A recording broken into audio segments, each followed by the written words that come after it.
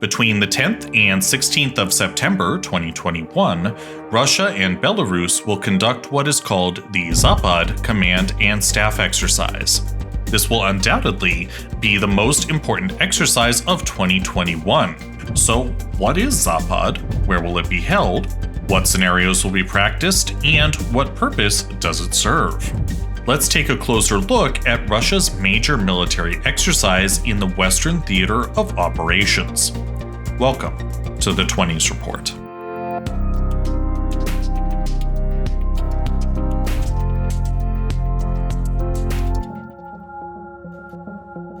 This report is powered by NordVPN.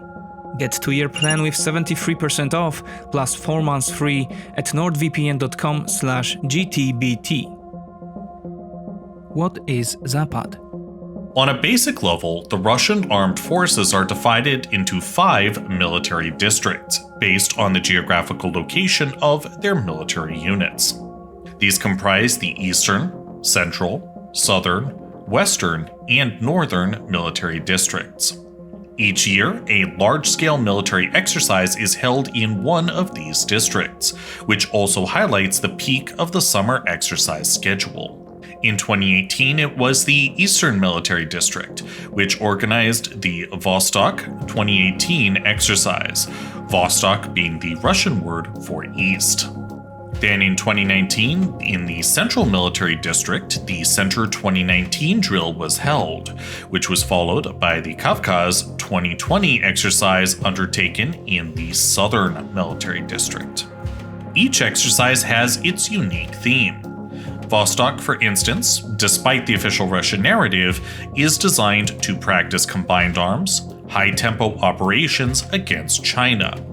Center, on the other hand, seeks to practice deployments over long distances, i.e. strategic mobility. The role of the Central Military District is that of a swing or reserve district. It can provide additional manpower and equipment to any district that is engaged in combat operations. The Southern Military District, on the other hand, focuses on several threats. Although significantly subsided since the mid-2000s, there is still a concern that terrorist cells could penetrate Russian borders from the south and conduct terrorist attacks on civilian targets in Russia. At the same time, Southern District-based forces practice conventional operations against Georgia and Ukraine.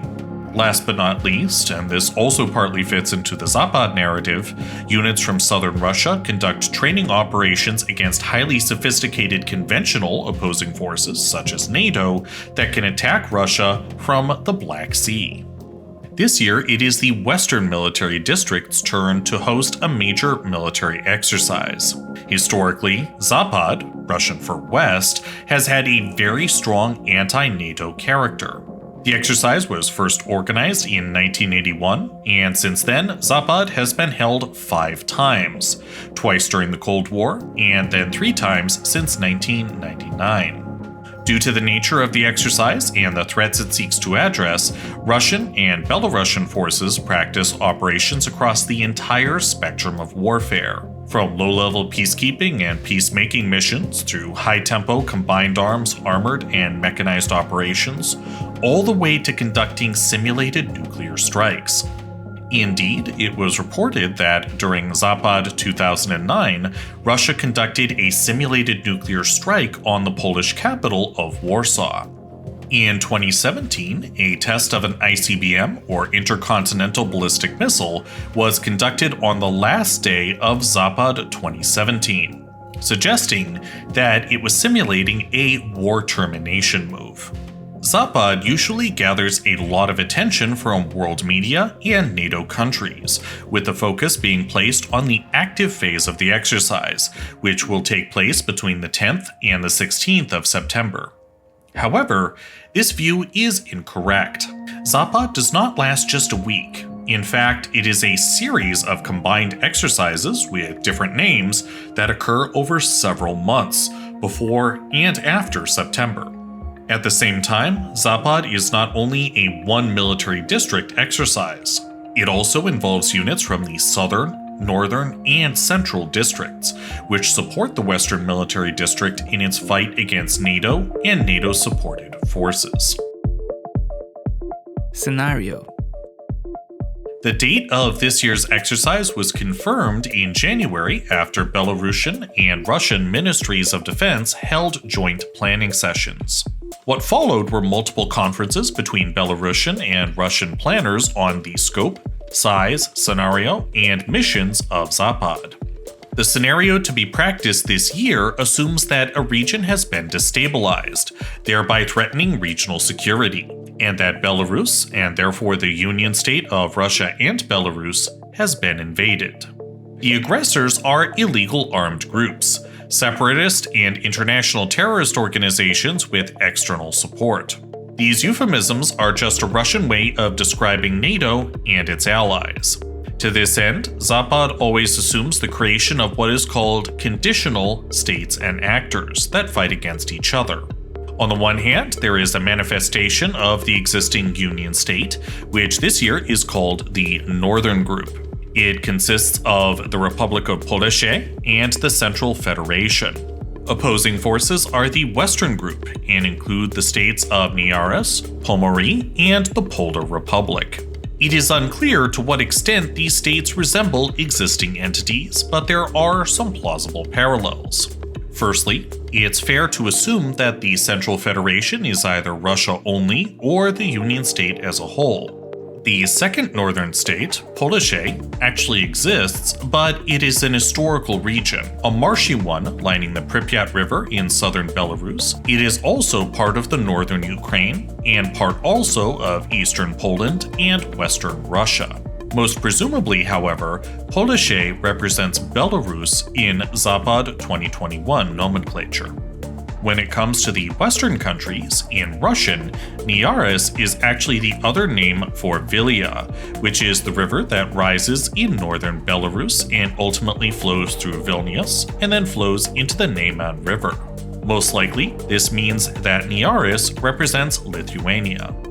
Pomorie could be Poland, as it resembles the Polish region of Pomorze, which encompasses the southern shore of the Baltic Sea in Central Europe and is split between Poland and Germany.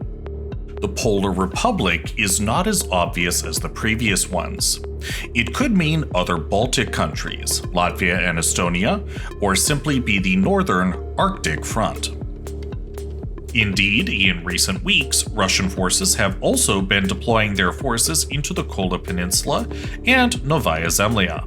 Zapad also always includes the Northern Fleet and the protection of sea approaches towards the Kola Peninsula and the defense of Russian interests over the Arctic.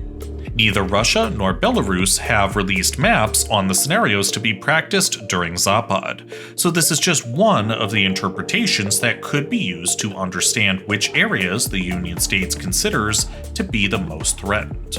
It's Hubert here, just stepping in for a moment to help Matt with some Eastern European names. In July it was announced that the exercise would take place at several ranges in Belarus and Russia. In Belarus, they include the 230th Obóz Leśnowski Combined Arms Training Ground, the 174th Domanowski Air and Air Defense Forces, the 210th Różański Aviation Training Range, and the Brzeski Training Ground. On Russian territory it will be held in Mulino, Ogonowo, Dobrowolski, Kamieńka, Prawdiwski, Strugi Krasnie, and Chmelewka. However, these are only officially released ranges. In reality, training will likely be conducted in other ranges across the entire Western Theater, from the Kola Peninsula to Crimea. Now, back to Matt. Concurrently, the number of personnel taking part in Zapad is unclear. Belarusian Chief of Defense Staff announced in July that only 12,800 service personnel will be involved in the drill.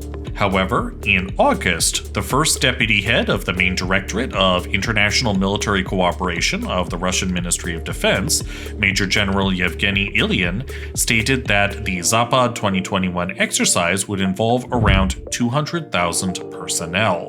The latter number is more likely the actual one.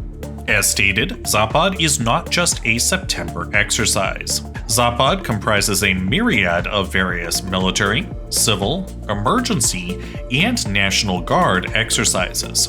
Even the Russian Ministry of Finance will be tested on its ability to provide the military with financial resources when IT and banking systems are down.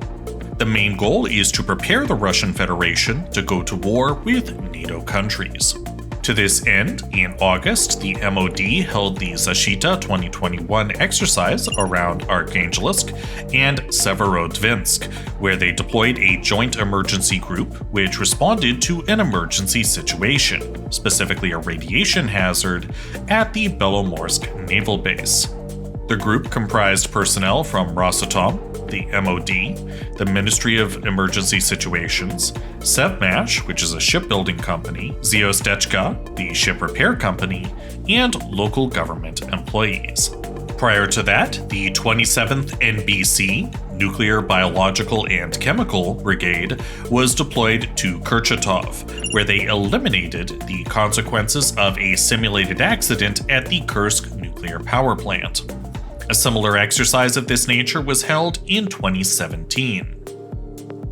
Secondly, also in preparation for Zapad, in July, the Russian National Guard held a comprehensive operational and strategic exercise called Zaslon 2021. In September, the RNG could be used as a third echelon force to be deployed into occupied territories after the main combat forces have moved on.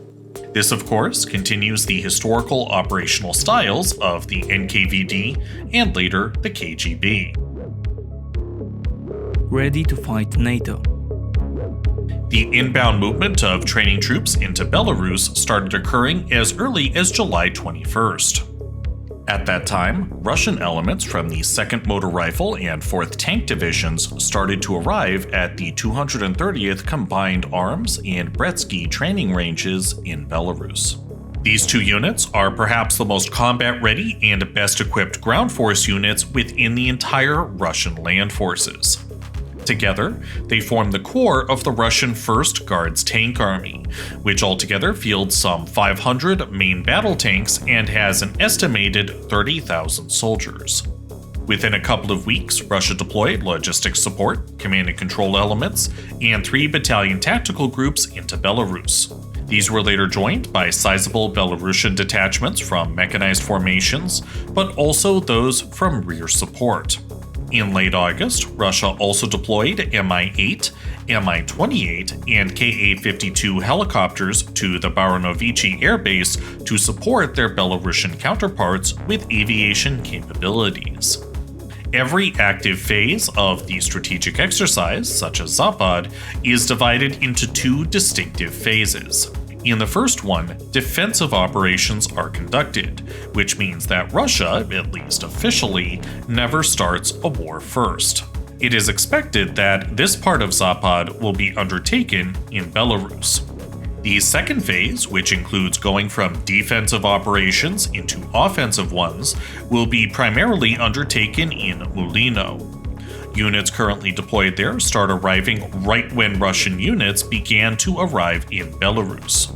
Mulino now hosts combat elements of the 20th Combined Arms Army, the 90th Tank Division, and the 27th Motor Rifle Brigade.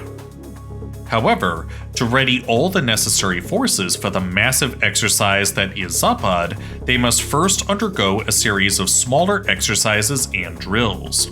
In late August, a logistics exercise was undertaken which involved numerous units from Belarus and Russia.